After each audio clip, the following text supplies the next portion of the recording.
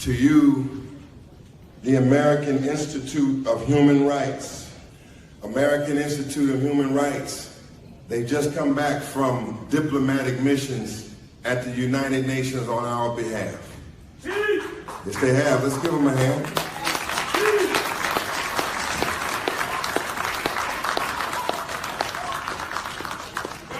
One of my mentors and teachers in the field of human rights and self-determination is attorney and Dr. Mustafa Ansari. That's right. He too is a product of the legacy of the Honorable Elijah Muhammad. That's right.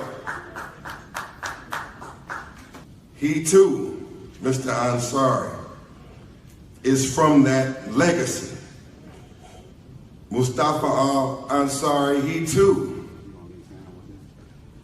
is from Malcolm's legacy. Malcolm took our cause to the United Nations. Malcolm X was ahead of his time. We may have various opinions on the history and the legacy of Minister Malcolm X. But one thing on this day that we can agree on is that when Malcolm X took our cause internationally, way back in 1964, that he was ahead of time. Yes, sir. Now in 2018, we have those that are carrying on those legacies. Dr. Mustafa Ansari is a member of the International Chief Bar Association and a facilitator of the African Descendant Confederation. Sister Elena Porter is an educator and a certified human rights defender and a member of the American Institute of Human Rights. Listen carefully. A certified human rights defender. Well, what is a certified human rights defender? We're going to find out. Elena specializes in indigenous status, decolonization, humanitarian and refugee law. Also with us is Miss Cecile Johnson. Did I get that right? Who is a researcher and a certified human rights defender. Sisters and brothers, I'm going to bring on to you my friends. I want to bring on to you my allies. I want you to receive them as family. And I want you to know that they are giving all that they can to bring about sovereignty, nationalization, reparations, decolonization for our people. They are our friends. They are professionals. And I want you to pay careful and close attention because this thing is about to get heavy up in here. Is that right? I know we come to the conferences and y'all used to jump in and holler and we need that. But now we got to get down to business. This is a conference. This is a convention where we must have outcomes and we must have resolutions that will last down the wheel of time. We're going to come out of this convention and coming out of here today, your hope, your vision, the strategic plan for taking our struggle to the next level and achieving land, achieving territory, achieving that which we said we want into an actual reality. This is a very important day, and this is the most important session of this convention. So don't look for a lot of dancing. Don't look for the moonwalk. We have been entertained for over 400 years. We have had the most charismatic, acrobatic leaders and speeches that we could ever have, and all of that's part of it. But now we have to get about the administration of building a nation. We have to get about, like attorneys, and we have scheduling orders. We got to get on schedule and on time. We don't have time to waste. Everybody who's watching around the country, turn everything off. Focus your attention. You got to learn right now and know what is happening. This is no play day today. I want to bring on to you one of my mentors, my big brother, man that supports everything we do, and we support him, attorney and Dr. Mustafa Ansari and his team from the American Institute of Human Rights. Bring these giants on. Let's bring them on.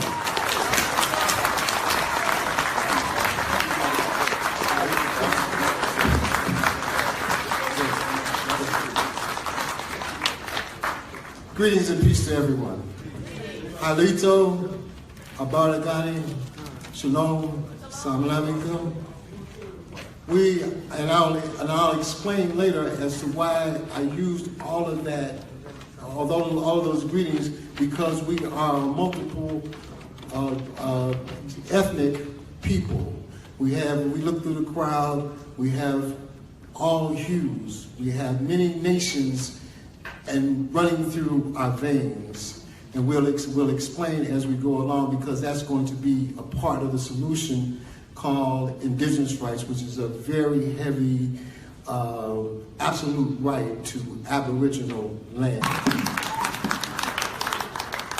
Again, my name is Dr. Mustafa Ansari. I'm the chief facilitator of the Confederated Nation Configuration.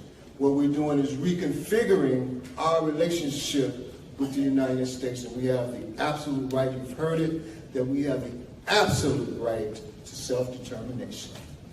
Let's be clear on that. We have the absolute right to self-determination. Now I'm going to tell you where it came from. It came from Almighty God. Each of you have free will. This is human rights. You have free will. This free will says that you have the right to determine your existence. You have the right to choose and re-choose your nationality. And I'm not just saying that this is UN law that's in Article 3 of the American Convention and Article 27 of the UN Declaration. This is our absolute right. It comes from God. It's called a God-given right. These are our natural rights. We can only give up this right by consent. This is why we're asking you to sign the declaration. Because you give us power to give you power. That is the reason for the declaration. That's the reason why they have elections and votes. This is an election to be a self-determining people. And that's why it's important for this step. Now, so far we have nearly 80 organizations. We have 2 law associations. We have 8 attorneys, 4 of them international lawyers. We have just associated with the Black Lawyers for Justice, Malik Zulu Shabazz. We also is associated with the International Black International Lawyers from Chicago, who won the only reparations case against the city of Chicago, $30 million for torching black men in Chicago. So we have very able bodies to be able to navigate us through this process to self-determination, through the process of being a declaratory nation, which we already are at this point. We're asking you to sign to add on to the power that we have, because it takes collective power and it takes collective effort. That's why I'm glad that Brother Salas Muhammad is in the house, because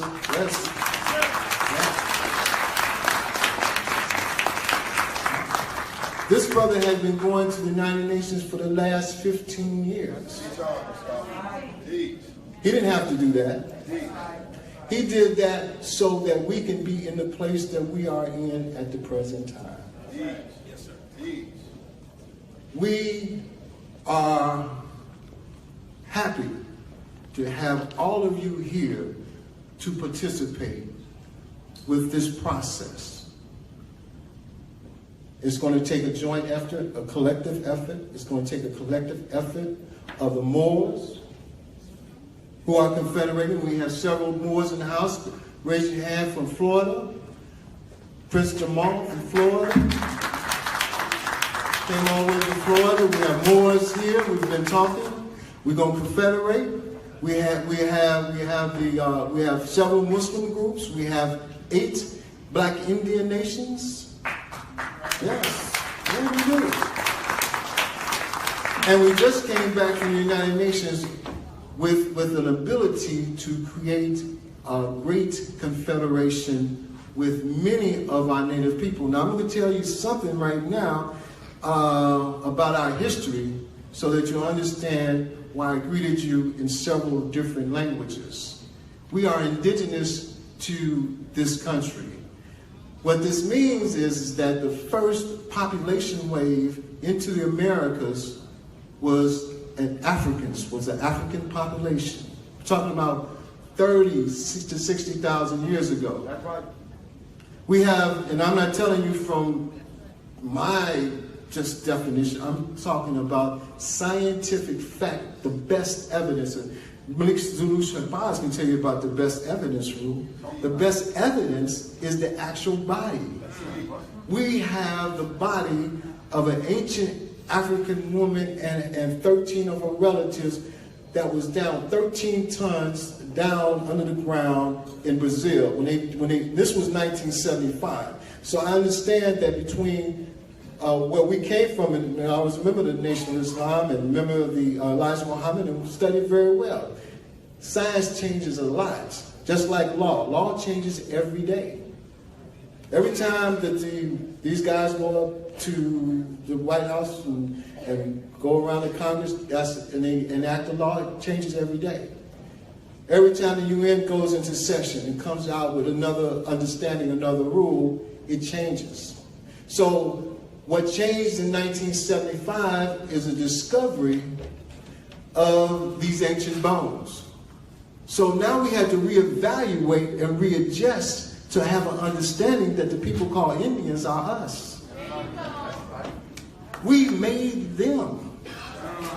It wasn't until 3,000 to 10,000 years later, and maybe longer, than the Asian admixtures came in. And I say Asian admixtures because we found out that they didn't come from China, they came from Taiwan. And if you look at the ancient Taiwanese, they look like us. That's one. So what we're talking about is that we, as lawyers, what our job is to do is to tie the facts to the law. That's what we do. So the facts of these bones and 12 other evidences, indicators of evidence, folklore. We had metallurgical, well, because when they dig into the earth, you find minerals around it, and you see how far the earth is down. You can tell the dates. They used craniology, looked at the crane, looked at the eye sockets to determine that this was an African woman and her entourage that was down there.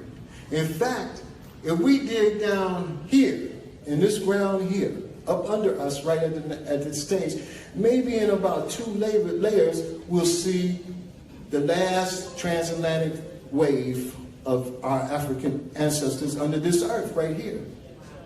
But we found out also that it was not that many came over in the transatlantic slave trade. There was only 388,000 over 200 years. That means that there was only 12 to 1,500 imports of Africans during the transatlantic slave trade that was generalized among 12 states. So there was not that many new African imports that came into the United States. I know that sounds different, but it's not my facts, it's the ship logs. You know, so as a lawyer, what did I do? I have to look at the facts and combine it with the law. So this understanding now says, well, if it was only 388,000 that was imported into the United States, I'm not talking about everywhere else, I'm talking about the United States during this time, how did at the end of the Civil War there was 4 million? Legislation apartheid legislation that would look at the Indian and see that he looked like us and knew that he had to divide us, so he called them Negro and colored. And then he mated with our women, and then a new people came up to call mulatto. So this is a new generation, mulatto especially, this is new. Over 400 years, we look around the room, we see many shades. It didn't come by happenstance. In you are Native Americans, in you are the various African tribes, in you are the Europeans as well. This is a new people that was found, but that has accrued jurisdiction, indigenous jurisdiction, because they was born on this earth. This is the facts mixed with the law. It says under the elements of indigenous status, the first peoples. Lucia, that was the name that was given to the oldest woman called Lucia. This was the first, we were the first people, was the African. The second, it was 4 population waves. The second population wave was, guess where they came from? It came from Egypt. All over America we find the evidence. What's the evidence? We find Kufic scripture based upon rocks that were found near the Olmec statues. Oh, I'm talking about the Olmec now, right? The Olmec were where? They were in Mexico. Big statuettes that look like us, big black men. Yeah. By the Kufic statues, and this was Dr. Ivan Van Sertima, a giant in this type of ancient genealogy, this type of ancient history, and how to evidence who a people was by looking at artifacts. That's another aspect of evidence. By listening to folklore, listening to the linguistics, looking at the scripts. We work on evidence. And we look at the evidence and we combine it with law, and the law says that the indigenous people elements are the first people, are those closely associated with the first people, are indigenous. So when we talk about separation, it's a separation from them, but not a separation from America, because America is ours. It's ours. This is our land. We have the right to dual citizenship. We have the right to dual citizenship. In fact, we have the right to 3 passports. We have the right to the American passport, we have the right to the passport that we can create among ourselves, and we have the right to the African passport as well. So we are unique people that are very powerful. And in the African folklore, it has that we are the ones that will come back to change the world. So if you go to Africa, and I lived in Africa too, they're looking at us like Joseph of the Bible and of the Quran.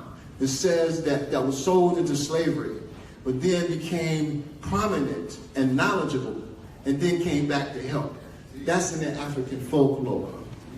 So when we go to Africa, they look up to us, especially the intellectuals, because they know we're coming back. The same, and we look at our resources of our engineers, our lawyers, our economists, we can see that we are the people, we are the most technical people, most technological Africans in the entire world, and the Africans know it, the South Americans know it, everyone knows that.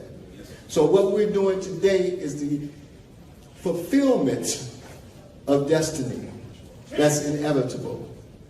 We are the ones, and we're doing it right now. So as we go through this process, we are going to be put upon and put into a position, because as my colleague Cecile Johnson said, after we make this decision, it's just a decision we have to make. It's just documents that we're asking you to sign. As we go through this process, that process will make us the 12th wealthiest nation in the entire world.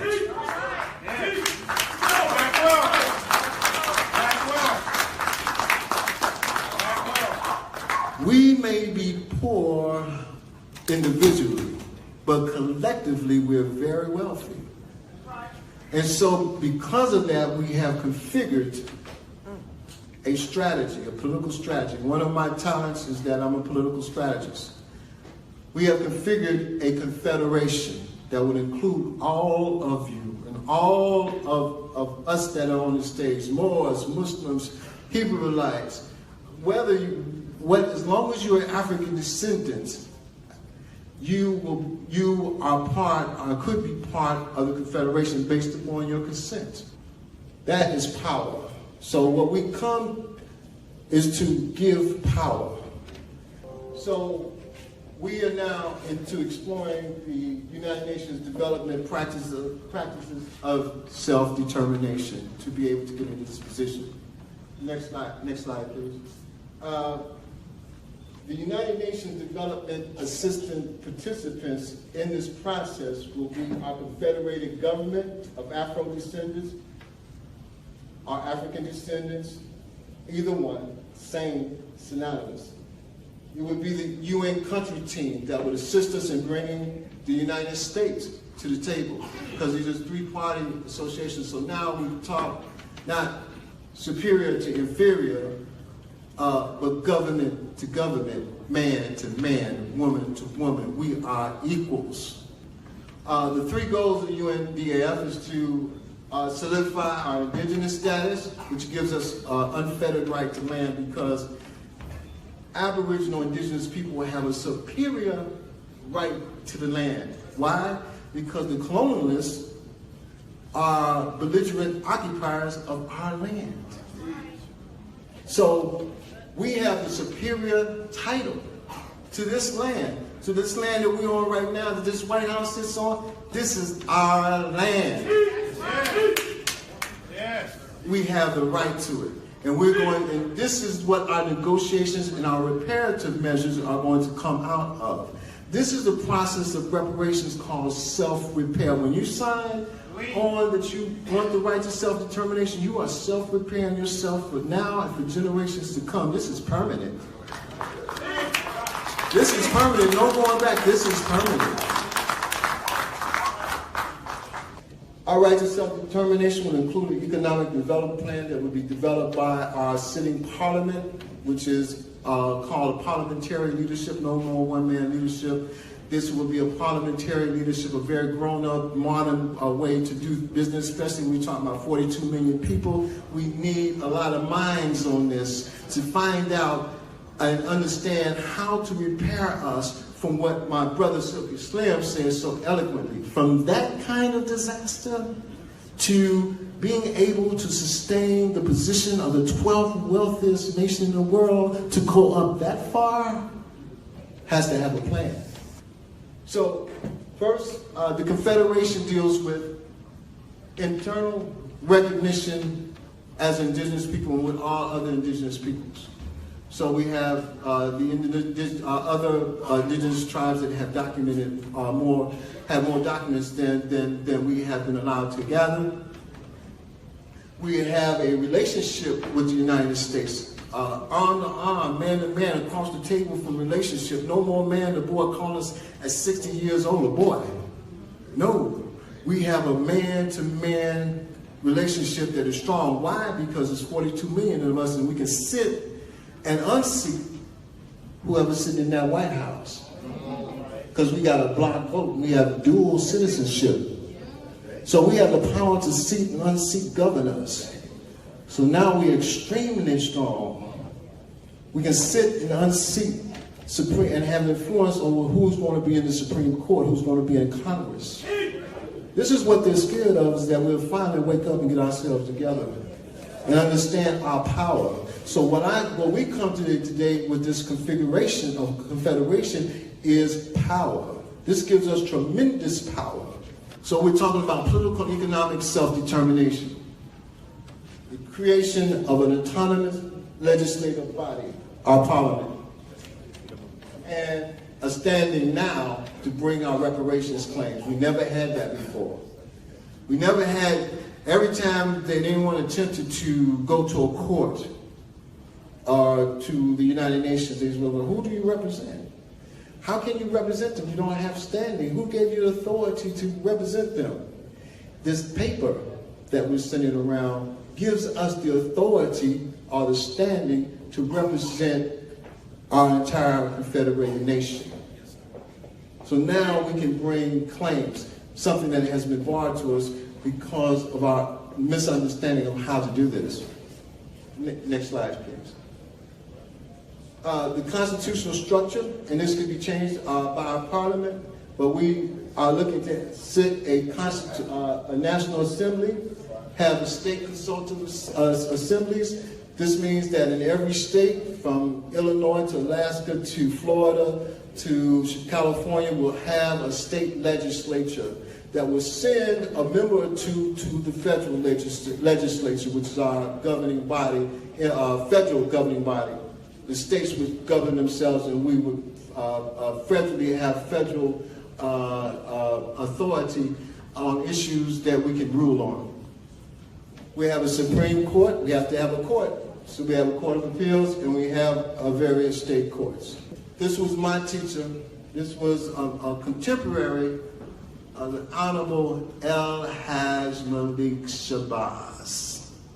This is Dr. Yusuf Clyde, the giant of international law that held the first international self-determination conference in the United Nations. He held it in Geneva. This is who taught us. We create autonomous boundaries. This is why the sister said take out your red pens, because we have to look and see what areas that we can control, which is the majority areas that we reside in. We can control them under the United States law as well as under international law. This is how it works. That's why we've been chunked down to being a minority, a simple minority, instead of being a collective people. Simple minority people always lose. Why? Because this is a white majority state. So we're always going to lose in the configuration that we're in now. That's why we had to reconfigure it. This establishes our international power. And they would be, this body would be in charge of our administration of national trust fund and taxes. We would sit in assembly and deal with all of the areas that we need to deal with in our states, our educational funds to retrain our children, because our children right now are being mercilessly and genocidally destroyed. This is why they're so, because we haven't did this. That's why they're fatalistic, because they said the grown people didn't look out for us. Let us into a world where the white man can get to us. So they lost respect for us. This is how we get our children to lift up their pants. This is how we get our children to be good students. Because now they have something to strive for. Many of our children are fatalistic and suicidal because they don't have it, and they know that they don't have an environment to come in because we haven't created one for them. But that day is gone. We will now pick up our families, our children, our women, our elderly, our juveniles, and we will look after them like grown people should. We will be able to rehabilitate them. We set aside funds to rehabilitate them from what has occurred in these streets from Louisiana to Chicago to New York to Washington, D.C. We'll be able to rehabilitate them and make them dignified children now that will turn into dignified adults that will lead a dignified life, that would be able to move this into the future. This piece right here is for our children. This is for them. This is for them and their children. This is permanent. And their children. We have turned the corner. This is what we have to deal with. Land reclamation. Reclaiming the land that is already ours. Rehabilitation, housing. We have to deal with housing because we have, many of us are living in so-called in their house. Now we have to reclaim those houses, we have to reclaim the land, and now we have to house all of our people. They're vulnerable. We have elderly that are homeless. We have children that are homeless. We have girls that our girls are out on the street petting so they can live in a hotel for one day. They become hooked on crack. It's a pitiful state that we have to dig into in order to build out of. And we have figured out that structure. And it's a confederation, which means a collective effort of collective power. We'll deal with the criminal justice system. We have many of us that are suffering, 1 million of us suffering in the prison. We would take control of authority over them during the transition period. We would talk about power transfers, transferring them into our authority so we can revisit their cases, because many of them have been innocent. And those that are not, we have to rehabilitate them so that they can be good citizens, so they can come back to our neighborhoods and be good fathers, good mothers, so that we can come up as a dignified people. The whole world is waiting on us. The United Nations have came here twice, but they can't do anything without us doing it for ourselves. So we are reconfiguring this piece so that we can explain to them what we want as our remedy. And our remedy is the reclamation of land and the reclamation of authority, and to make that devil recognize us. We are true people that are entitled, again this word, to self-determination. Next slide. We do this through going to you. No more voting. Well, you got to vote. You know, as civil rights people, you got to vote. We vote for ourselves. So in this, we vote in every state for who we want to be our leaders, who we want to represent ourselves.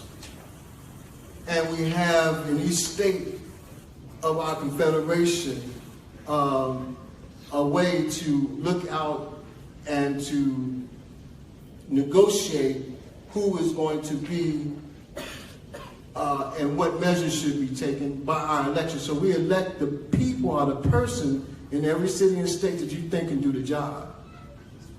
Then that person has the time to perform and make sure that he does the job, which is rehabilitation, education, transportation, health and welfare, to make sure, and police power, to make sure everything is operating properly. Next slide, please. Our economic development plan has to be sound. And this is what we are looking for, a sound economic plan. Afro-descendant sustainable development. These are terms that would allow us to sustain ourselves into plans by our engineers so that we can develop and sustain ourselves.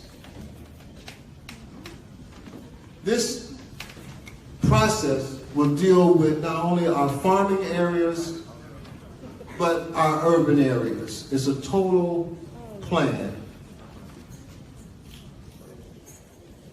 This is a full process and plan by our best experts, by our best professionals who would deal with our children when they're in Head Start. We're going to deal with our children from 5 and 6 years old. We got one brother that can teach our children to read between 3 and 5. So we're going to bring our best educators in to teach with a good curriculum. Kindergarten through 12, we're going to change that curriculum so we no longer bow down and think about Thomas Jefferson and George Washington. Now we can talk about ourselves and create and have our own curriculum of our own leaders. This is how we regain that thing called self-esteem. Our colleges we take over, our postgraduate, and we deal with our single parents, again, our juvenile, elderly, long-term employed, and our ex-offenders. Next. Family reconciliation is key. 70% of our sisters are single and are carrying our children. We have to stop this. We have to stop this. We have to rehabilitate our families so our best professionals are going to be able to engage them to be able to deal with our children so that we can go into rehabilitation. We rehabilitate ourselves. We know how to do that better than them trying to rehabilitate us. Our youth values are in the gutter. We get a chance now, since we have their attention, since we have their respect now, to change their values from what they are now to what they should be. Community housing, educational, vocational training, all that is in our hands now. We are the ones to look at our destiny and to recarve it to our particular way of life and how we want this society to be. The establishment of high technology.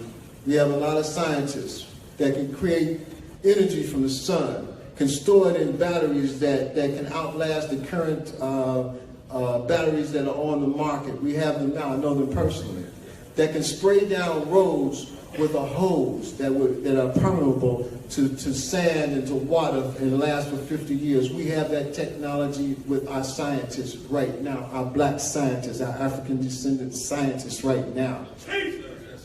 We can do this.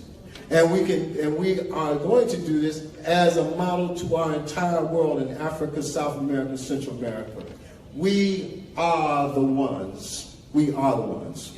A positive plebiscite vote will allow us to make treaties with these people, agreements with these people for success, arm to arm, man to man, woman to woman negotiations. No more talking down to us. We have the power. Land treaties, engaging into negotiation for land treaties, not only in our urban areas, in our cities, but in our rural areas. What land is ours? We're going to draw boundaries. We've been engaged in a dual sovereignty agreement with them. Man to man, woman to woman, arm's length agreements. We have that power. We have the power to sit and unseat presidents. We have the power to sit and unseat representatives, because now we are a collective force. We'll be able to enter into international treaties with our brothers in Africa. We'll open up that trade pipeline that everybody's been dreaming of. So we cut out that middleman, that white man, that Chinese man, and we will be able to trade with our brothers in Africa and the Caribbean, South America, Central America, through a big pipeline. This increases wealth for all of us. Everyone is waiting for this. We are the ones. Teach us, doctor. We take care of international trade. We'll be in charge of land and oil that's sprouting up out of Africa and on our reserves here. Diamonds. Our brothers have the best diamonds in the world in Africa, and they're selling it. I had a brother that was one of my colleagues. We was engaged in a little diamond trade in Sierra Leone. We said, well, ask them about diamonds. They brought paper bags full of diamonds to him in his hotel room. We have diamonds that you don't have to dig for. They're on top of the ground. We that rich. But they're selling it to the white man and the Jew man for little or nothing because they don't have a way to come to the direct market. That time is coming to an end. Absolutely. Control over the real estate. No longer leasing from that Jew man, no longer leasing from that white man. We have the real estate. We control that. That's the power that we have. That is called the implementation of self-determination. That's right. Next time. Almost through. So if you say yes to declaring a self-determination, you give us the power to do this.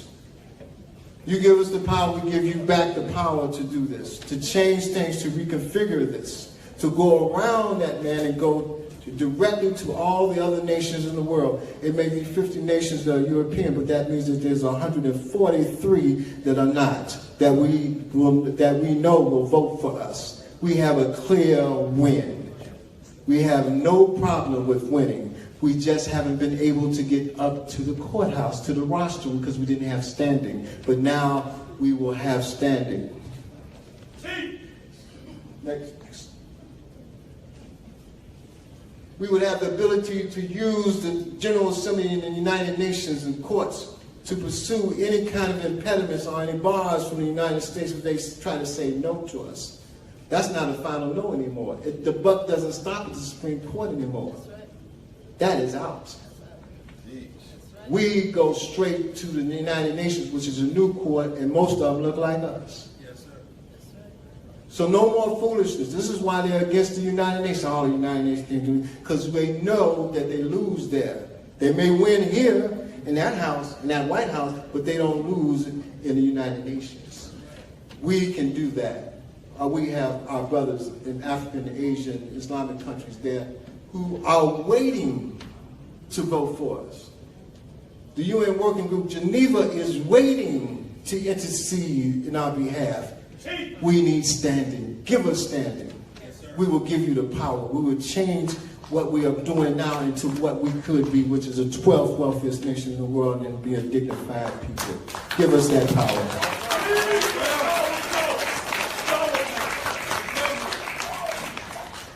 This is what we're suffering now with civil rights. The lowest denominator is the billions of dollars under civil rights. That's the really little one. The next one is affirmative action, which is dead anyway. Gave us a little bit of more action. What we do for ourselves, we go all the way to the top. Yes, sir. Black wealth. Black wealth. Black wealth. We're not poor at all. We're rich, and we don't know it. Next slide. I think this. Billions of dollars per year. Transfer of courts, the prisons, and the police departments into our authority. That's right. This is what we're doing. Transferring the housing and the health and education and the welfare of our children, our juveniles, our mothers and our fathers into our authority. That's what self-determination is. That's how we implement self-determination. That's what we do. Next. The UN Declaration on Decolonization. I was so happy when everyone put up, a lot of people put up their hands and they know what decolonization is, because that's our first step. We're going into the Decolonization Committee to be decolonized and be put on a list that we should have been put on in 1960 when the African and Asian nations became free. And when Malcolm said, you know about that Bandung conference? This was a conference in which the African and Asians locked the white man out and decided what they wanted to do, and they decolonized. We have that right because we are indigenous people. And if we are indigenous people, who are they? Invaders. Invaders. If we are indigenous people, who are they? Absolutely.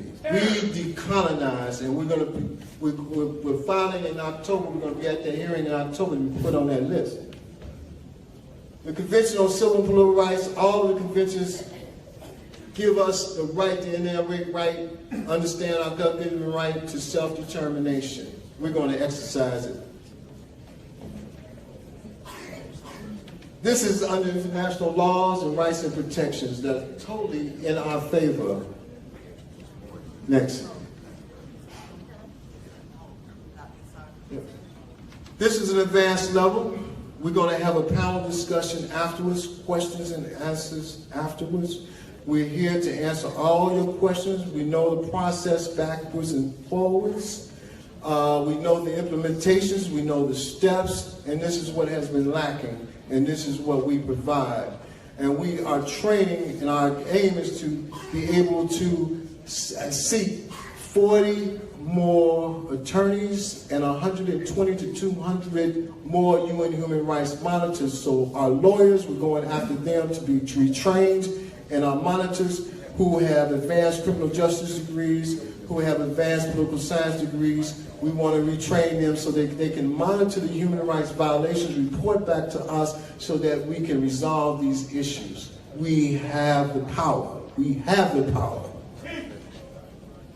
So, we appreciate this time. We're your servants. We work here. We work for you. We're facilitators. We're not leaders. We're going to facilitate this process among the various leaders from the different communities, from the Moorish community, from the Hebrew Israelites community, from all of those communities, from the Indian community, we are the facilitators. Not the leaders, we are the facilitators. We're lawyers, we're educators, and we're going to guide this process through the United Nations like it's supposed to be guided. I thank you for your time. Greetings, peace, and I leave you with Assalamu alaikum, my brother.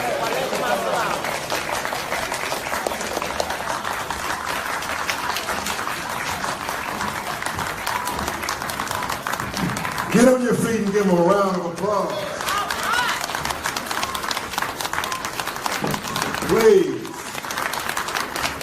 Please, from the American Institute of Human Rights. Give them a round of applause, a strong, come on. We're talking.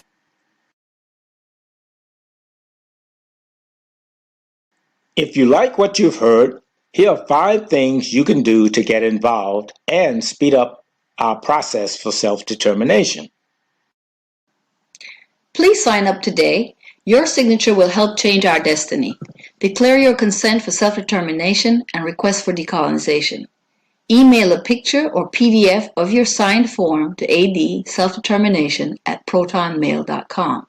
To adselfdetermination@protonmail.com. And visit our website www.adconfederation.com to download the form and to get more information on how you can get involved. Get educated.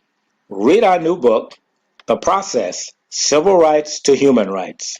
Learn the difference between civil rights and human rights and how we're going to obtain self-determination and reparations.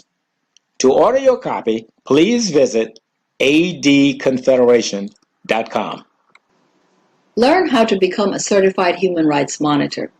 A human rights monitor is an international law investigator who investigates and reports human rights violations by preparing and sending reports to the national and international courts, to lawyers, to state legislators, and international bodies. The UN Human Rights Compliance Officer gets a certificate in the International Standards of Policing. The UN Human Rights Monitor is trained in self-determination, democracy, and indigenous peoples' rights. Classes start June 18, 2018. For more information, visit www.aihrights.com. www.aihrights.com. Okay, folks, it's nation time. If you like what you've heard, donate now. We have formed a real nation under international law. Your donations will help to get reparations for real. It will help implement emergency precautionary measures against police brutality. It will help gain control over our schools, provide urgent legal assistance, and aid the preparation and presentation of our legal case to the UN and international courts. Support your liberation. Donate at www.adconfederation.com. Invite us out to speak. Popular topics include building power through the process of self-determination and reparations, civil rights versus human rights, addressing issues of public safety and social justice, the state of Black America, creating local political authority, county, city, and state, and new strategies for community engagement. Please feel free to contact us at adselfdetermination@protonmail.com.